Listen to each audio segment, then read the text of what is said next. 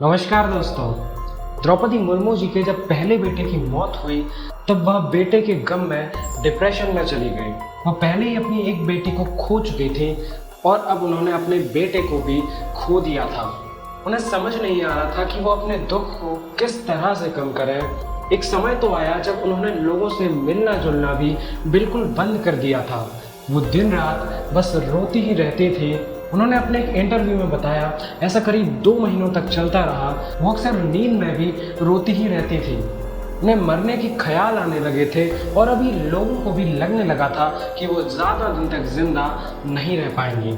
उनके एक करीबी ने इंटरव्यू में बताया कि वो राजनीति भी छोड़ना चाहती थी क्योंकि वह अपने बेटे की मौत का जिम्मेदार खुद को ठहरा रही थी। उन्हें लग रहा था कि अगर उन्होंने अपने बच्चों को ज़्यादा समय दिया होता तो शायद ऐसा नहीं होता। लेकिन उस समय उन्होंने अपने आप को संभाला और खुद से कहा, नहीं, मरना तो नहीं है, जीना तो है।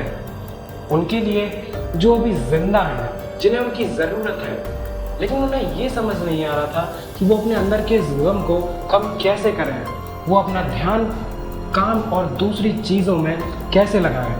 तभी उन्हें किसी ने ब्रह्म कुमारी आश्रम जाने की सलाह दी। द्रौपदी मुर्मू को इससे पहले 2002 में भी किसी ने ब्रह्म कुमारी आश्रम के बारे में बताया था, लेकिन उस समय उन्होंने इस संस्था को भी बाकी धार्मिक संस्थाओं की तरह समझकर ज़्यादा ध्यान नहीं दिया था। लेकिन इस समय कहानी अलग थी। द्रौपदी मुर्मू ने ठान लिया था कि उन्हें अपने डिप्रेशन को ख़त्म करना है और जीना है। लेकिन जीने के लिए कोई आधार तो चाहिए। तो उन्होंने ब्रह्म कुमारी आश्रम में फ़ोन लगाया और उन्हें अपनी स्थिति बताई। इसके बाद कुछ महिलाएं उनसे मिलने पहुंची और कुछ समय बाद ही द्रौपदी मुर्मू ने ब्रह्म कुमारी आश्रम को ज्वाइन कर लिया।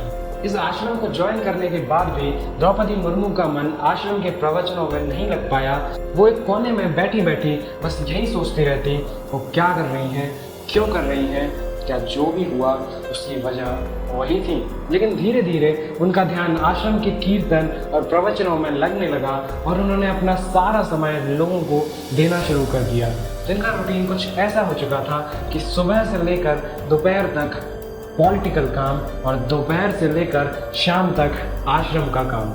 वह गांव-गांव आश्रम की महिलाओं के साथ लोगों को जागरूक करने और उन्हें सिखाने जाया करती थी। आश्रम के पास खुद की गाड़ी नहीं थी। ऐसे में द्रौपदी मुर्मू बिना किसी भेदभाव के आश्रम की महिलाओं को अपनी गाड़ी में गांव-गांव ले जाती थी। अगर वीडियो अच्छा लगे तो प्लीज़ लाइक करना ना भूलें और चैनल को सब्सक्राइब कर बेल आइकन जरूर प्रेस करें ताकि आने वाली सीरीज इंडिया ड्यूरिंग इमरजेंसी को आप मिस ना कर दें। अब द्रौपदी मुर्मू को जीवन का आधार मिल चुका था। वो समझ चुकी थी कि अपने दुख और अपनी तकलीफ को जब ही कम किया जा सकता है जब आप दूसरों के काम आओ। उनके दुख दर्द को कम करने की कोशिश करो। लोगों के मुस्कुराते चेहरे देखकर उन्हें एक वजह, एक हिम्मत मिलती थी। उनकी ज़िंदगी अब नॉर्मल होने लगी थी कि साल 2013 उनकी ज़िंदगी में तूफान लेकर आया।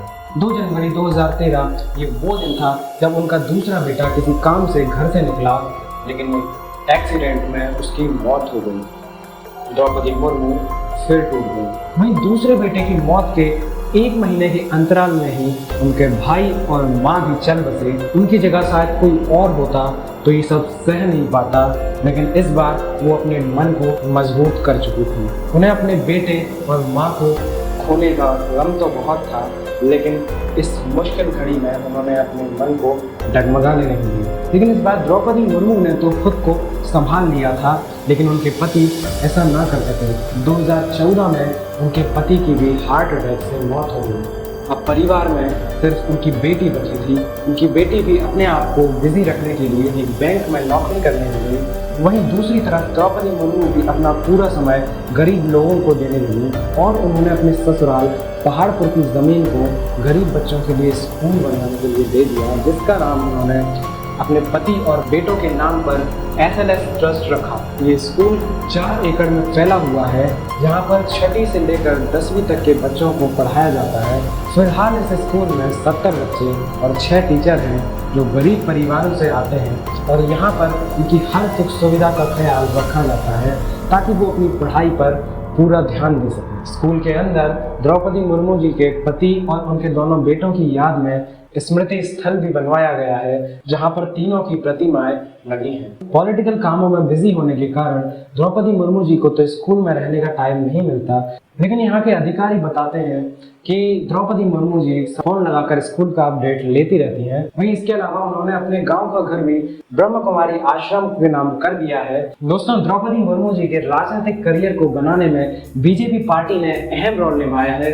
लेकिन क्या आप लोग जानते हैं, द्रौपदी मुर्मू जी के एक फैसले की वजह से बीजेपी की सरकार चली गई थी। क्या था द्रौपदी मुर्मू जी का वो फैसला, बात करते हैं अगले एपिसोड में। वीडियो अच्छा लगा हो तो लाइक जरूर करें, प्लीज कम से कम 2 लोगों के साथ जरूर शेयर करें। वीडियो को देखने के लिए आप सभी का बहुत बहुत धन्यवाद। मिलते हैं अगले वीडियो में।